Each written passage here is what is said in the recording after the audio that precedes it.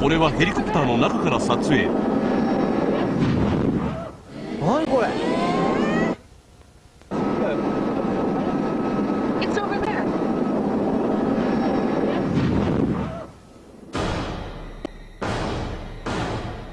ビルの間から突然 UFO が猛スピードで飛び出してきた。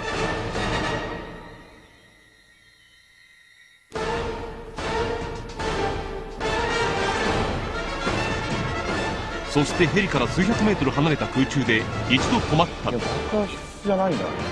近づいて。次の瞬間、ヘリコプターに急接近。そして向きを変え上空に去っていった。大事故になりかねない UFO の大接近。超スローでもう一度見てもらいたい。空中に浮かぶ UFO が一瞬にしてヘリに接近。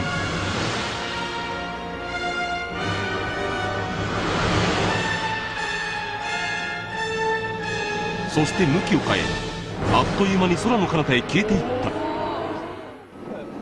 まさに衝撃度第1位にふさわしいショッキングな映像である。Regardless of the dangers of radiation, and without having spacesuits nor spacecraft which can protect the occupants from radiation, NASA convinced the American people to pay $40 billion for the space program.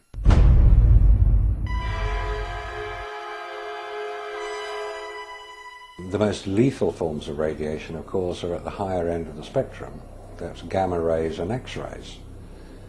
We know what ultraviolet can do. If you stay out too long in the sun, you get sunburn and skin cancer and die, and it's all very sad. But gamma rays, and X-rays especially, are particularly lethal to humans, unprotected humans. There was no protection that I have been able to identify. I've been found no reference to it. I found nothing that will tell me what level of protection is offered, so I have to assume none was. I've contacted the manufacturers of the spacesuits, and they said there was no radiation protection built into the spacesuits, because I asked them if these same spacesuits could be used by technicians to go to Chernobyl or 3 Mile Island, because the nuclear reactors produce the same radiation as produced in space. They said no, not advisable, no protection. Ex-Nazis were now in charge of vast amounts of tax dollars. In today's value, the Nazis at the heart of the NASA space program were given more than $600 billion. All NASA had to do was announce a new space project, and the money was handed over so that the American government could save face in the Cold War. Alan Shepard and John Glenn were blasted into space using equipment which was still in the prototype stage. John Glenn reports UFOs to Mission Control, which he describes as looking like fireflies, similar to the Foo Fighters reported by pilots during World War II. Werner von Braun and Hermann Oberth were later to confess that they both believe alien life forms exist and may have already visited planet Earth in the past. NASA soon learned that we are not alone in the universe.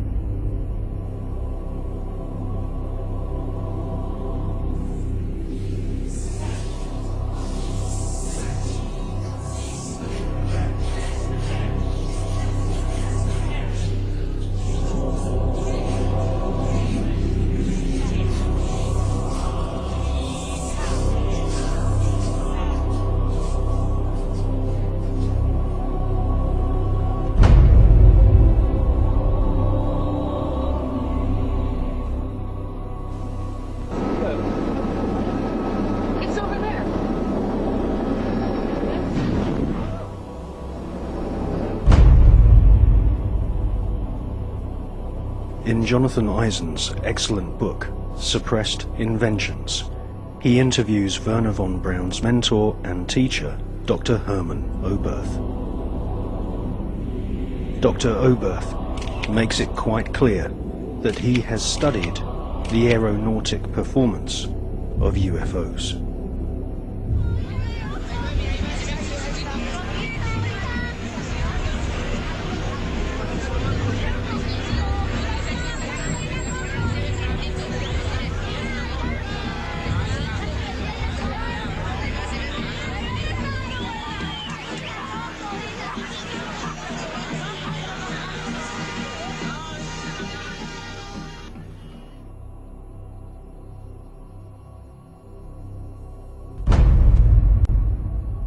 In 1972, Dr. Hermann Oberth made the following statement.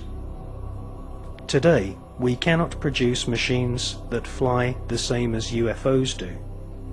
They are flying by means of artificial fields of gravity.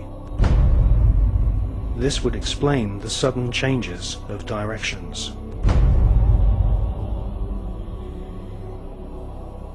This hypothesis would also explain the piling up of these disks into a cylindrical or cigar-shaped mothership upon leaving the Earth, because it is in this fashion that only one field of gravity would be required for all the flying saucers.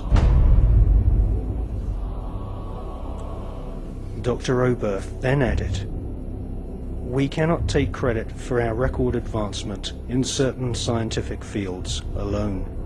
We have been helped, and we have been helped by the people of other worlds."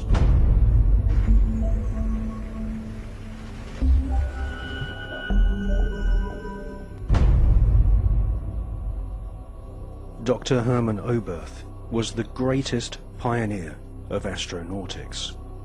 Hermann Oberth made his statement in 1972.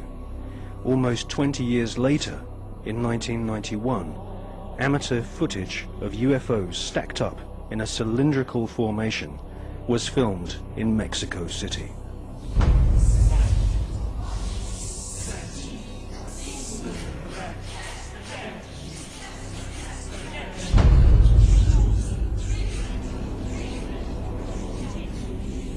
It's a monopoly that is being conducted through science about the possibilities of finding life in a different planet or satellite in the space. We have many other reasons to believe that NASA has been lying in every respect. It's very difficult to know if the politicians know the real truth or not. We know that there is government inside the government.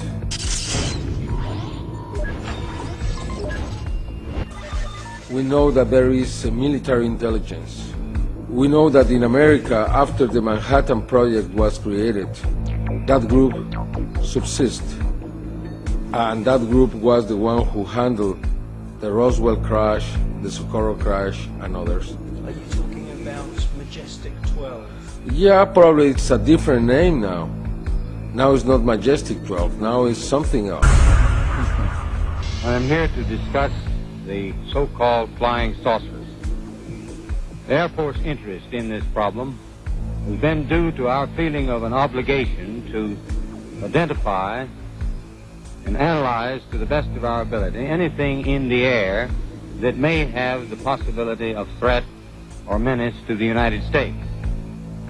In pursuit of this obligation, since 1947, we have received and analyzed between 1,000 and 2,000 reports. It's very difficult to know if Bush and Blair and others are puppets, or they are innocent, or they are the mastermind.